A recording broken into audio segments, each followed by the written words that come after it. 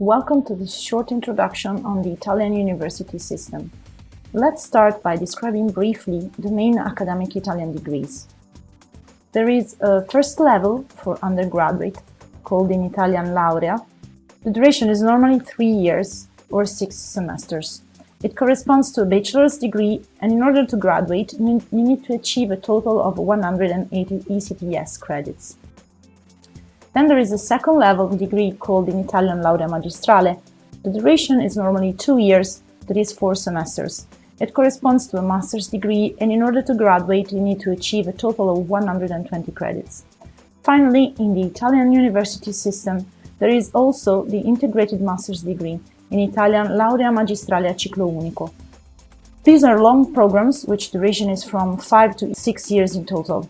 At the University of Trento, for instance, you have the Law Integrated Master degree, that is 5 years long, or the Medicine degree, that is 6 years long. Now, let's debunk how grades work in Italy.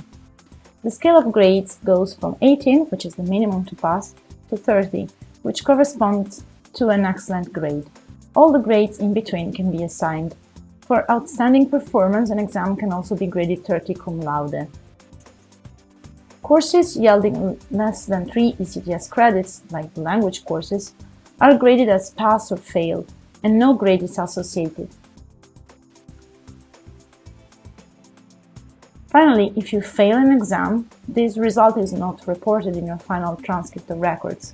This is valid both for exchange students and for degree-seeking students. For graduating in Italy, you have to produce an original thesis. The thesis is also graded, and the grade has an impact on the final mark for the whole degree. This final mark is expressed in a scale that goes from 66 to 110 points. For a standing thesis, a cum laude can be also awarded as a special distinction. For the final mark, the whole academic career is considered, and the scaled average of your grades is a starting point for the evaluation of your thesis work. Finally, each exam is associated to a certain number of credits. In Italy, the unit of credits is CFU, Credito Formativo Universitario. In each department, one CFU corresponds roughly to 6 or 7 hours class, plus some variable time of personal study that sums up to 25 total hours.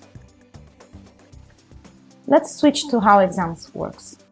There are some peculiarities to the Italian university system, specifically about exams. In Italy, in fact, you are allowed to reject the grade of an exam if you are not satisfied with it. It is considered that once the grade is rejected, the exam is lost, and you have to repeat it. Since you can retake the exams many times, in Italy you don't have to register for attending the class, but rather to sit for the final exam. During an exam period, the professor can establish 2 or 3 dates for the final exam. You can choose the date you prefer so that you can organize your study time.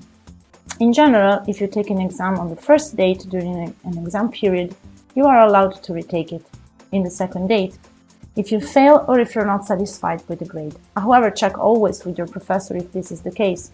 Sometimes professors advise students to dedicate more time to study in order to pass the final exam, so they don't allow to retake the exam in the same period.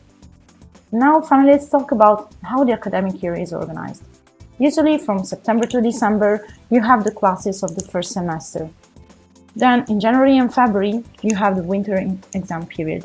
As said before, in this period there are at least 2 possible sessions for sitting the final exam. At the end of February and until the end of May, you then have the second semester classes. In June and July, there is the summer exam period in which you can usually take exams of the classes attended both on the first and on the second semester. Finally, in September, there is a single retake session to catch up with exams that you were not able to sit in the previous periods. Thanks for watching this general overview.